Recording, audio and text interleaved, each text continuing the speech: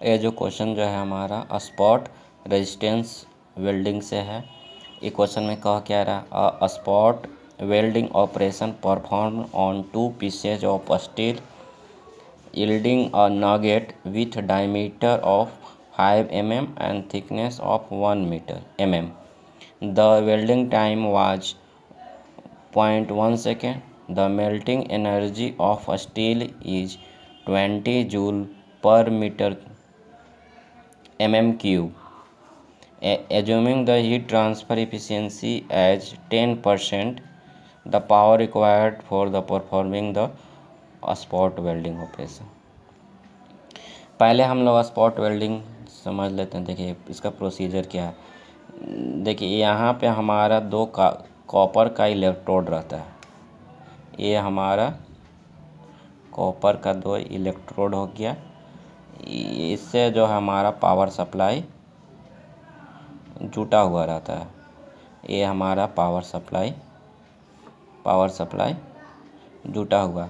इसी के बीच हम लोग दो हम लोग प्लेट को रख देते हैं।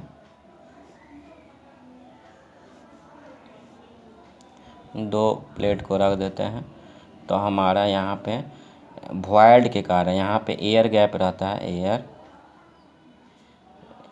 एयर गैप के कारण जो रेजिस्टेंस क्रिएट होता है, रेजिस्टेंस के कारण हमारा यहाँ मेल्टिंग होता है। मेल्ट होकर हमारा ये शेप बनता है। तो ये शेप जो हमको दिया हुआ है कैसा बन रहा है, उसका दिया हुआ है ये हमारा इस तरह का है। तो इसका डायमीटर दिया हुआ है, कितना दिया हुआ है 5 mm। थिकनेस कितना दिया हुआ है 1 mm। ये हमारा शेप है, इसी को हम यहाँ पे बनाए। तो इसका हम वॉल्यूम पहले निकाल लेते हैं। तो वॉल्यूम हमारा कितना हो जाएगा π/4 × 5 का स्क्वायर × 1। ठीक है, ये वॉल्यूम हो गया। तो देखिए यहाँ पे ये मेल्ट हो रहा है, तो मतलब कि इसको हीट चाहिए। तो इसको एनर्जी कितना चाहिए, मेल्टिंग एनर्जी Q मेल्ट दिया हुआ है 20 जूल पर मीटर क्यूब। ठीक है, तो इतना हमको मीटर क्यूब। तो हमको वॉल्यूम दिया हुआ है, तो Q melting 20 joule into volume π/4 × 5 का स्क्वायर × 1। तो ये कट जाएगा। तो 125 पाई जूल हमारा यहाँ पे आ जाएगा। ठीक है, इतना हमको रिक्वायरमेंट है यहाँ पे। तो एक्चुअली होता है क्या, देखिए मान लिया जाए कि हमने यहाँ से Q सप्लाई किया, तो यहाँ हमारा कुछ लॉसेज होगा। तो लॉस होने के कारण मतलब ट्रांसफ़र एफिशिएंसी हमको दिया हुआ है यहाँ तक, ये कितना दिया हुआ है 10%। तो यहाँ हमको क्या मिला, यहाँ पे मान लिया जाए यहाँ पे हमको आते आते ये मिल जाएगा, मतलब कि 0.01। ठीक है, उसके बाद अब यहाँ पे ये तो हमको वायर लॉस है। यहाँ पे हमको कितना यही जो है हमको इसमें जा रहा है जो मेल्ट करना है।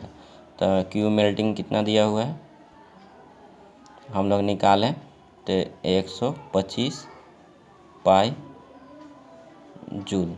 ठीक है, तो ये दोनों को हम इक्वेट कर देंगे।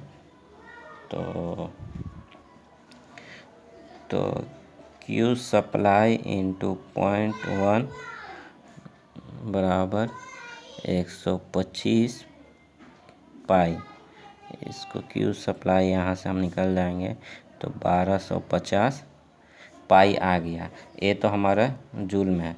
तो पावर हमको निकालना है, तो पावर जो हो जाएगा Q सप्लाई बाय टाइम। तो 1250 डिवाइडेड बाय 0.1 टाइम हमारा सेकंड दिया हुआ, तो 12,500 पाई वाट आया। तो किलो में कितना हो जाएगा 12.5 × 5 किलो वाट। इसको हम लोग सॉल्व करेंगे तो 39.25 ऐसे ही आएगा। तो 1 किलो वाट हमारा ये पावर आंसर है। रेंज जो दिया हुआ 39 से 40 इसका आंसर है।